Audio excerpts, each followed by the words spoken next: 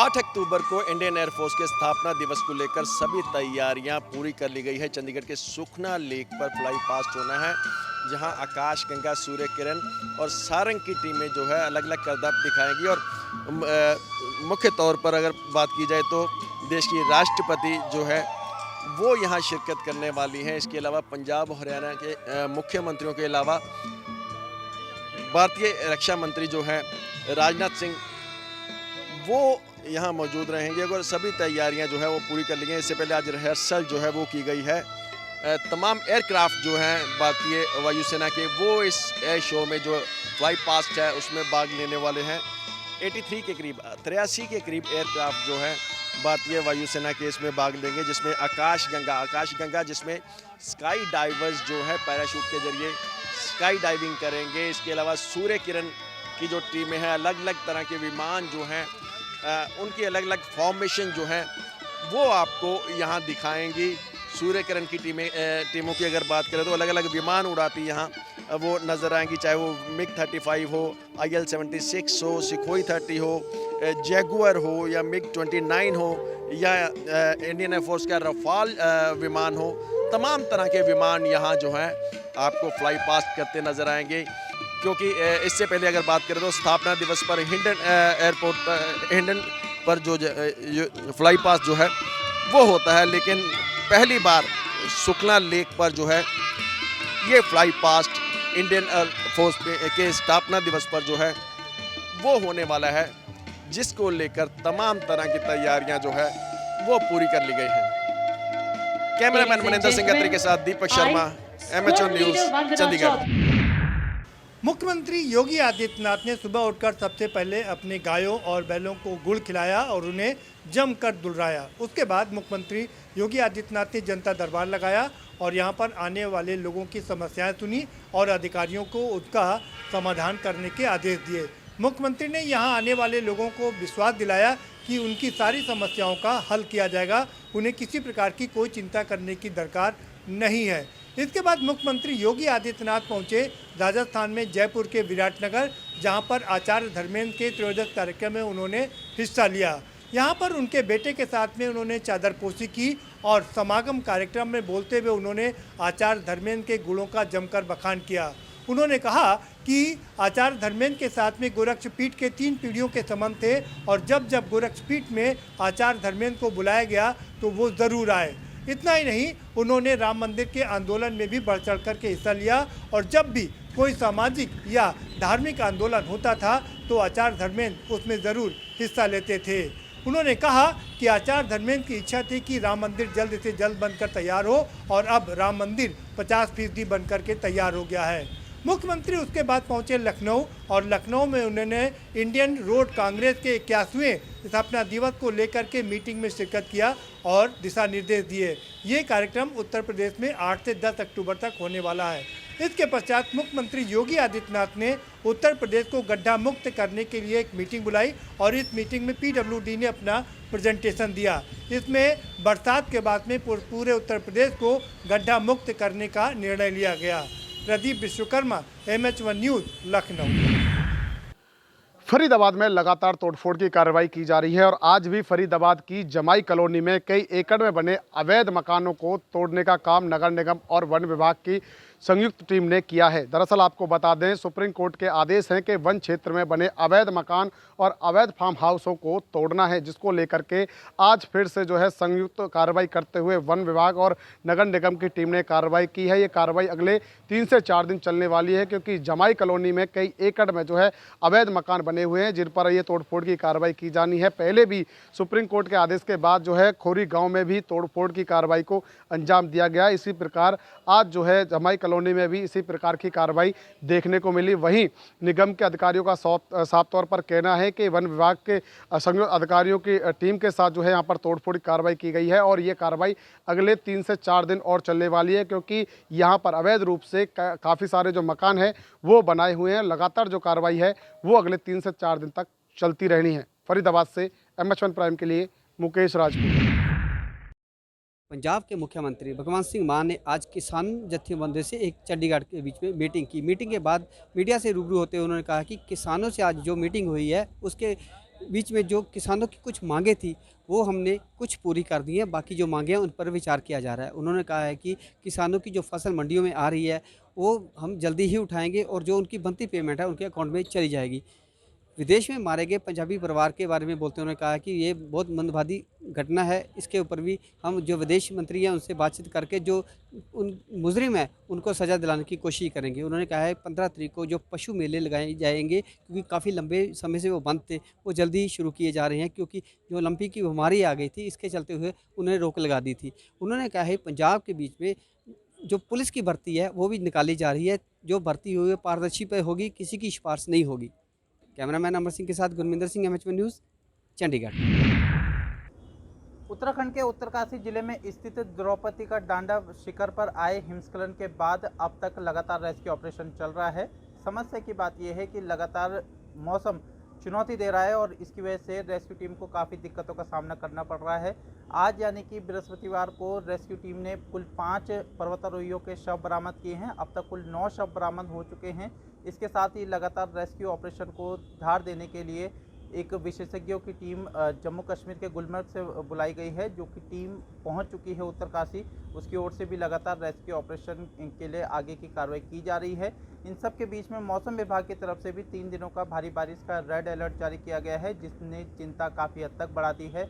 वहीं जिला प्रशासन की ओर से तमाम ऐसी गतिविधियों पर फिलहाल के लिए रोक लगाई गई है, जिसमें कि ट्रैकिंग है या तमाम जो अन्य गतिविधियां हैं उस पर भी जिला प्रशासन की तरफ से रोक लगाई गई है। तो कुल मिलाकर के उत्तरकाशी जिले में स्थित द्रौपदी का डांडा शिखर पर जिस तरीके से हिमस्खलन की घटना सामने आई है, उसके बाद से लगातार रेस्क्यू ऑपरेशन चल रहा है। समस्या की बात यह है कि जो मौसम है वो लगातार चुनौती दे रहा है। इन सब के बीच में 9 पर्वतारोहियों के शव बरामद किए जा चुके हैं, जबकि अभी भी 22 लापता हैं, जिनकी तलाश लगातार जारी है। चिंता की बात यह है कि समय के बढ़ते इंतज़ार के साथ ही कहीं ना कहीं उम्मीदें और भी ज़्यादा कम होती हुई नज़र आ रही है। मैं Ankit Kala, MH1 prime news, Dehradun. Himachal Pradesh विधानसभा चुनावों की सुबगाहट जो है वो बढ़ती हुई नजर आ रही है। और बात की जाए कांग्रेस की, तो कांग्रेस में अभी टिकटों को लेकर माथापच्ची लगातार जारी है, क्योंकि यदि बात की जाए दूसरी बार स्क्रीनिंग कमेटी की बैठक दिल्ली में बुलाई गई है, जो कि 7 तारीख को यानी कि 7 अक्टूबर को आयोजित की जाएगी। इस बैठक में तमाम कांग्रेस प्रदेश के नेताओं के साथ साथ केंद्रीय नेतृत्व भी मौजूद रहेगा और स्क्रीनिंग कमेटी में जो आवेदकों की लिस्ट जो है वो फाइनल होगी, उसे जो है केंद्रीय चुनाव समिति कांग्रेस की अध्यक्षता में बैठक 8 तारीख को बुलाई गई है, जिसमें तय किया जाएगा कि आखिर 68 विधानसभा सीटों पर प्रत्याशी कांग्रेस की ओर से कौन रहने वाले हैं। हालांकि आशंका ये जताई जा रही है कि फिलहाल 68 की 68 विधानसभा सीटों पर प्रत्याशियों की लिस्ट अभी कांग्रेस जारी नहीं करेगी। जहां पे माथापच्ची ज़्यादा है उन्हें जो है फिलहाल रोका जा सकता है और नए चेहरों पर भी इस बार कांग्रेस दांव खेलने का प्रयत्न कर रही है, क्योंकि जिस तरह से भाजपा रिवाज और रिवायत बदलने की बात कर रही है, तो कहीं ना कहीं कांग्रेस का साफ तौर पे ये कहना है कि जनता के मुद्दों को लेकर कांग्रेस धरातल पे उतरेगी, चाहे वो बात की जाए बेरोजगारी, महंगाई या फिर भ्रष्टाचार। इन तमाम मुद्दों के साथ जो है वो जनता के बीच में कांग्रेस जाने का प्रयत्न करेगी। कांग्रेस ने साफ तौर पे कहा है कि हिमाचल प्रदेश से जो है वो ट्रेलर के तहत उपचुनावों में ये दर्शा दिया है कि इस बार भाजपा का सुपड़ा जो है वो प्रदेश से साफ होगा और कांग्रेस सत्ता हासिल करेगी। लेकिन अंतिम फैसला जनता के हाथ में होगा कि आखिर वो जीतकर किसे विधानसभा चुनकर भेजती है। मैं अपने सहयोगी पुष्पिंदर चौधरी के साथ सुनील परमार, MH1 प्राइम, शिमला। करनाल की अनाज मंडी में आज शाम 6 बजे से शनिवार सुबह 5 बजे तक धान की खरीद पर मंडी प्रशासन की तरफ से रोक लगा दी गई है। ऐसा फैसला इसलिए लिया है क्योंकि मंडी में एकाएक जिस तरह से किसान अपनी धान की फसल को लेकर आ रहे थे, कहीं ना कहीं लिफ्टिंग जो है धान की काफ़ी स्लो है, जिस कारण जो है मंडी में व्यवस्था बिगड़ गई है। इस कारण जो है मंडी प्रशासन की तरफ से फैसला लिया गया है कि शनिवार सुबह 5 बजे तक जो है धान खरीद पर रोक लगा दी गई है। अब कल पूरा दिन जो है मंडी में धान की जो है लिफ्टिंग करवा दी जाएगी, जिसके बाद कहीं ना कहीं किसानों को राहत की सांस मिलेगी।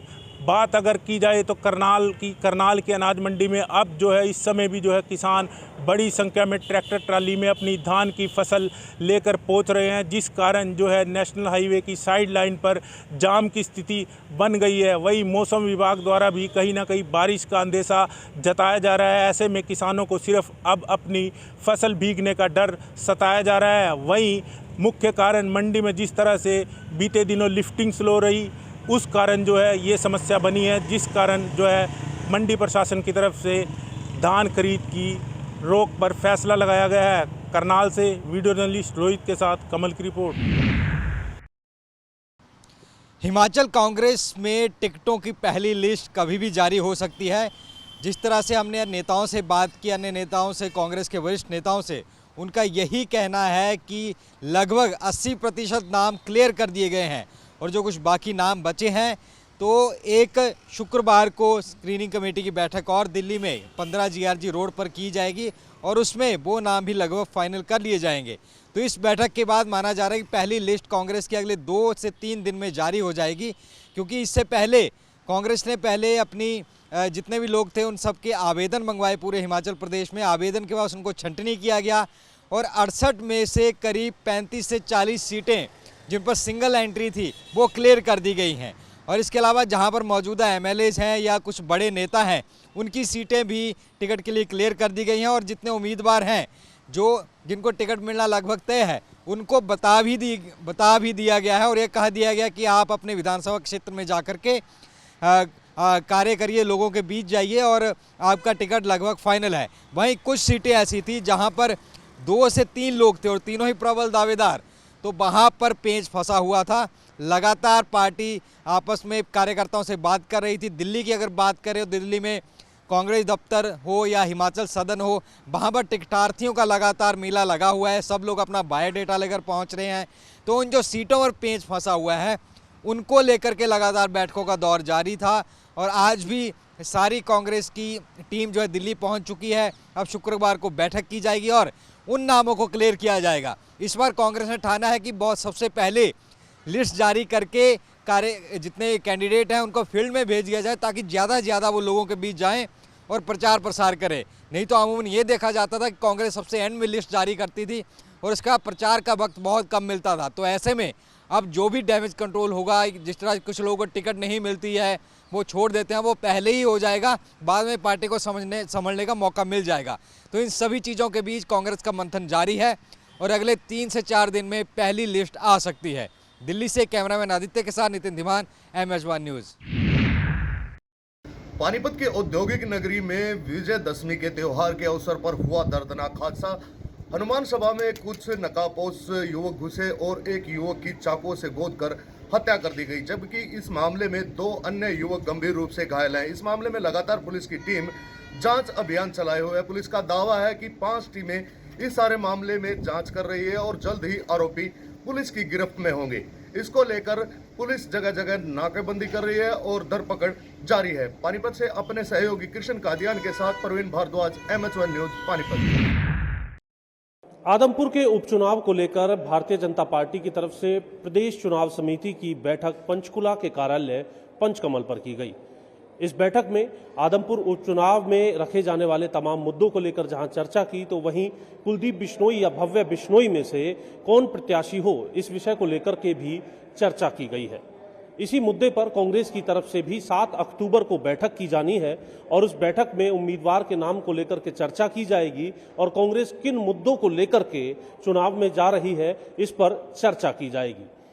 आज हुई तमाम बैठकों में पंचायत चुनाव को लेकर के भी भारतीय जनता पार्टी की तरफ से चर्चा की गई है, क्योंकि 7 अक्टूबर को राज्य चुनाव आयोग की तरफ से ये फैसला किया जाएगा कि कौन कौन सी तारीखों पर पंचायत चुनाव होने हैं और प्रदेश में कहां पर पंचायत चुनाव होने हैं, कितने दौर के अंदर यह चुनाव होगा। इन तमाम विषयों को लेकर के भी 7 अक्टूबर को प्रदेश चुनाव आयोग की तरफ से प्रेस कॉन्फ्रेंस की जाने वाली है। इसी के साथ साथ आम आदमी पार्टी भी हिसार के अंदर अपनी एक बैठक करने जा रही है। वहां पर भी ये देखना होगा कि किस तरीके से आदमपुर उपचुनाव को लेकर के धमक देखने के लिए मिलती है। वहीं इंडियन नेशनल लोकदल भी लगातार उम्मीदवार को लेकर के अपने कार्यकर्ताओं के साथ बैठक करते हुए नजर आ रही है। जहां तक बात की जाए कांग्रेस की, तो कांग्रेस में यह माना जा रहा है कि जयप्रकाश को चुनावी मैदान में उतारा जा सकता है।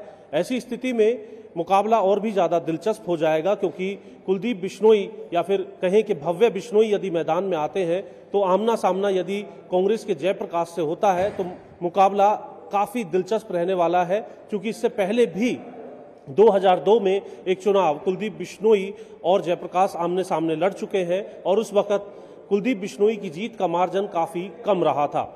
अब ये देखना है कि भारतीय जनता पार्टी का दामन थामने के बाद और भजनलाल परिवार की विरासत को लगातार वहां से साथ ले चलने वाले कुलदीप बिश्नोई किस तरीके से इस उपचुनाव के अंदर बाजी मारते हैं। तमाम दूसरी पार्टियां विपक्ष के तौर पर किस प्रकार से सत्ता पक्ष के उम्मीदवार को घेरने का काम करती हैं। पंचकुला से कैमरामैन सोनू के साथ जितेंद्र चौधरी, MH1 न्यूज़।